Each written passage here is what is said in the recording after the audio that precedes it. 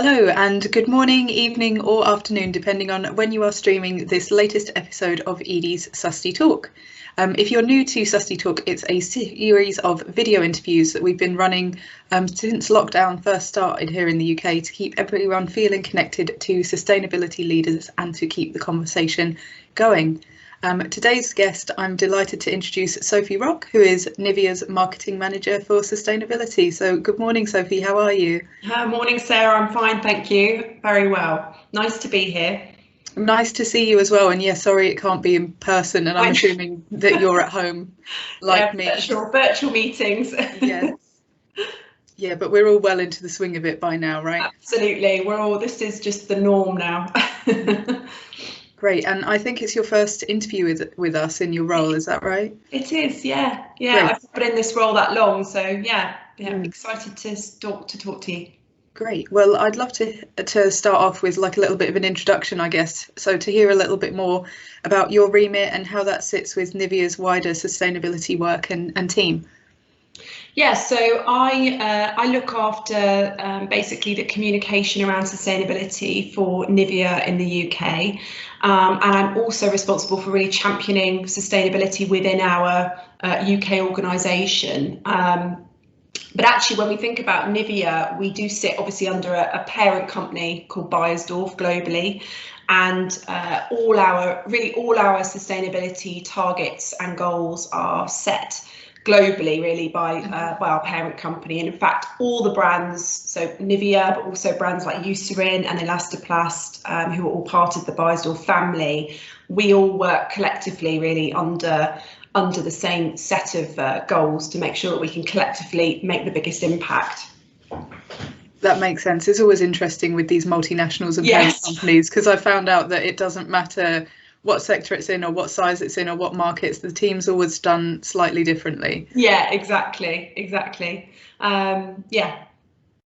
Fantastic. And then we're here to talk ahead of Engagement Week, and it's really timely because obviously Nivea's just launched this new purpose initiative, which we're on the call for. If people haven't seen the adverts yet, it's called Care for Human Touch. So I'd love to hear a little bit more about that in your words, and then specifically how the brand and your team picked that topic and that moment in time, because I know that at the moment context is changing all the time. So yeah, probably more sensitive environment than usual. Absolutely, yeah, great. It's a great question. So going back to our purpose, we've always been a purpose-led company at Beiersdorf, and certainly as a brand as well. For 100 years, we've been taking care of skin, but also taking care of people, and that's really, really important to us. I would say this purpose, which is care for human touch to inspire togetherness, is really us putting into words what our ambition has always been, and it's about making that really clear now for consumers and customers that that's where our principles and our values lie, and it really acts, I guess, it's kind of like our guiding light, if you will, for where we steer all our actions towards. And in terms of the topic, it's a topic that's very close to us. We actually started researching this topic about 2 years ago, because we noticed there was a sort of tension emerging in society, and we saw that academics were saying, lots of things around the fact that we're sort of losing touch, like physical touch in our lives. There seems to be a sort of touch deprivation going on. And when we think about it, we have, much busier lives now. We tend to be meeting more virtually, especially at the moment, like we are today. Actually, there's a lot more kind of feeling of loneliness and isolation out there. And the pandemic, of course, has only made that worse, and that feeling of isolation even more of a topic for people. We actually did a study with over 11,000 people globally, and this was before the pandemic, and actually every second person was saying that they have never felt so lonely in their life as they do now. So it's a really big topic and issue, and one that we feel very passionate about. And you know, from our perspective, it's about raising awareness of the importance of touch. You know, we want to keep that alive, we want to savour that, and we want to make sure that people keep those connections and those relationships with each other. We've seen actually that touch can have a massive impact on our physical health and well-being. You know, it can calm our heart rate, it can ease tension and stress. It actually boosts our immune system, which when I learnt that fact, I was quite amazed by. But it's really, really important sense for us, and it's even shown that, you know, skin-to-skin contact can help reduce the risk of death. Sorry, I should say, for premature babies as well by over 30%. So a really, really important thing for us to look after. And as a brand, of course, with our close connection to skin and that being what we stand for, it feels like that really that purpose is part of our DNA, and now feels like the right time. We launched in January. Obviously in the UK that's height of lockdown. So for us, it's also about getting the messaging right. It's not about us going out and promoting, you know, mass hugging. We all need to observe social distancing rules. And obviously, when we can get back to touch again outside of our closest relationships, then we want to make sure that, you know, people feel comfortable with that. But it's reminding people that we need to stay connected and we need to reach out, whether that be virtually or by phone or whatever means that we can. But remembering that people are feeling isolated out there, that's the main point. Mm-hmm. Great. And I wanted to come on to sort of tips for avoiding purpose washing, just because often when you get a purpose campaign, it's like, what actually is purpose? And you've mentioned that this particular campaign is really linked to Nivea's business model and what it offers. It's kind of a no-brainer in terms of topic. But I'd love to hear other tips for avoiding purpose washing from yourself. Yeah, it's a really valid question, and I think the key to it is about authenticity and about having something that's really true to who you are as a brand or a business. And, you know, obviously, as you mentioned, for Nivea, our purpose is very much rooted in the inception of our brand. It's really true to who we are.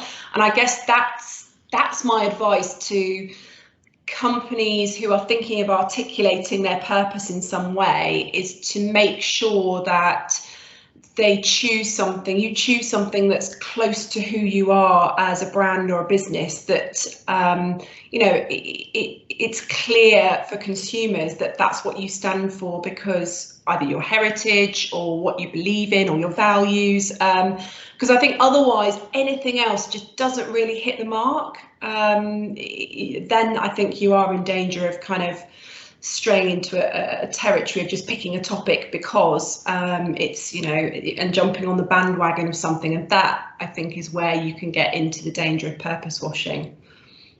Great. So make sure it's business specific and reflected in the business model. Yeah, definitely. Great, that makes complete sense. I was watching the Environmental Audit Committee hearing on fashion earlier this week, and they were asking, like, would it even be a good idea for Primark to start promoting slow fashion? And I'd say that obviously the answer with your tip in mind is probably not. Great, and I wanted to come on maybe to some of Nivea's other focuses for this year, and obviously pre-lockdown we had things like BBC's war on plastic, and that shone a light on packaging in the health and beauty industry. So I wanted to have a look at, other than the topics discussed through Care for Human Touch, what do you think are going to be the big social and environmental topics for Nivea and other health and beauty brands for the rest of 2021? Yeah, I think that's a really good question. Clearly, sustainability, I mean, it's an obvious answer to that question, but it's not going anywhere, as you say. I mean, you know, the climate emergency remains an emergency, and, you know, I think the health and beauty industry still has a long way to go in sort of tackling this, especially around packaging and fully circular resources. So for us personally, plastics is a big topic. We've set ourselves targets around reducing our fossil-based virgin plastic by 50% by 2025. And also really important for us that all of our products by 2025 be either reusable, refillable or recyclable as well. So packaging, I think, is remaining a big topic. I think also on packaging, consumers are wanting guidance as well on how to recycle. You know, recycling can be very confusing, especially in the UK, because, you know, we have a sort of council-led system, obviously, and there are different rules depending on where you live. And I think it can be quite tricky for consumers to understand how they actually best recycle. And they're looking to brands to give them that guidance. So I think a lot more focus is going to be on educating and helping consumers make the most sustainable choices that they can as well, when it comes to what they choose in health and beauty. So I think that's one key thing. I think the other thing as well is clearly with COP26 at the end of the year, the focus on carbon emission reduction for health and beauty brands is going to become, you know, even more to the forefront. So I think that's definitely going into next year and beyond going to be a key focus for brands from a sustainability point of view. And the other thing, I guess, or the other things in terms of more social issues, I think consumers are really looking for brands to take more of a stand on social issues that are important to them, whether that be gender equality or perhaps racial injustice. You know, we've seen obviously following a big focus on Black Lives Matter movement from last year, I think it's incumbent on brands and businesses to really look at obviously their own internal diversity policies, but also be aware of how they're showing up themselves externally as well. I think that's really important, and I suspect that consumers will place even more demands on brands in that area as well. I think also there's probably going to be trends around greater transparency, and that consumers almost want brands to really talk to them at eye level now. And, you know, there's an aspirational aspect to health and beauty, of course, in that industry. There always has been, and I suspect always will be. But I think it's really, really important that that brands be transparent and authentic as well. Great. Well, Sophie, I'd love to stay and chat with you for longer, but that's all the time we have for today's Susty Talk. So thank you so much for your time. Thanks so much, Sarah. It's really nice to talk to you.